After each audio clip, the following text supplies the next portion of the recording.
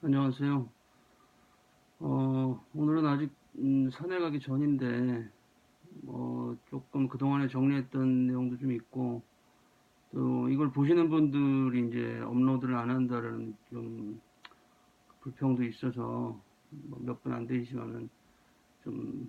몇 마디 올리려고 시작을 해보겠습니다. 어, 사람들이 살면서 이제 행복할 수 있는 요건들을 뭐 여러 가지 얘기를 할 수가 있는데, 일반적으로는 뭐 그 살면서 여러 가지 성취하고 이제 그런 어떤 성과물들이 이제 풍요로울수록 더 행복할 수 있다라고 얘기할 수가 있을 거고요. 주변에서 이제 좀 남이 부러워하게 좀 살 수 있을 정도, 또는 주변에서 뭐 하여튼 좀 다른 얘기가 안 나게 남한테 꿀리지 않게 살 수 있을 정도로 살면은 뭐 괜찮겠다라는 생각을 할 수가 있을 건데, 그게 사실은 이제 주변 관계에 의해서, 특히 가족들,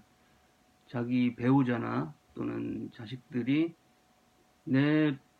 남편이나 부인은 이런 사람이었으면 좋겠어 라든지, 우리 아빠나 엄마는 이런 사람이었으면 좋겠어 라든지, 이런 것들에 대한 이제 주변하고 비교했을 때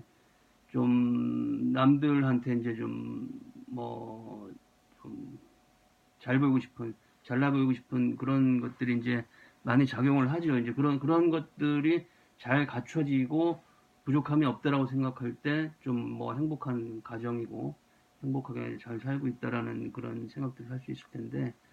사실은 이제 그 중심에 그걸 버티는 개인은 상당히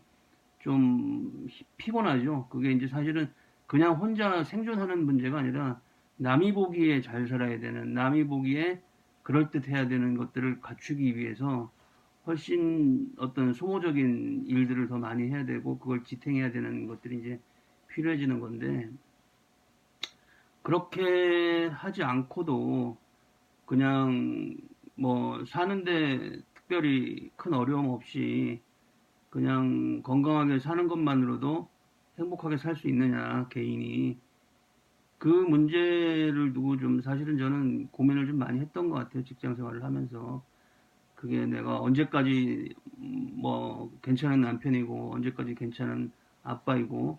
그런 것들에 대한 고민을 계속 좀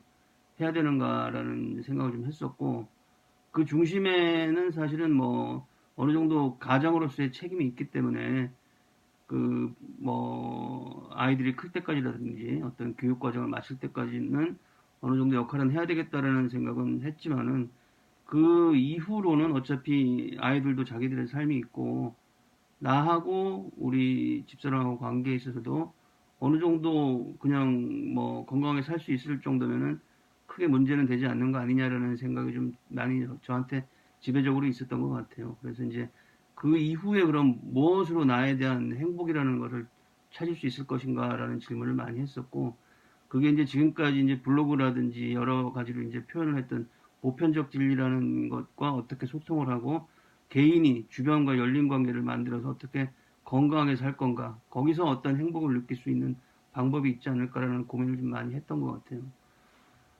어, 요 영상은 여기로 일단 끊고 두 번째 영상에서 다시 이어서 넘어가도록 하겠습니다.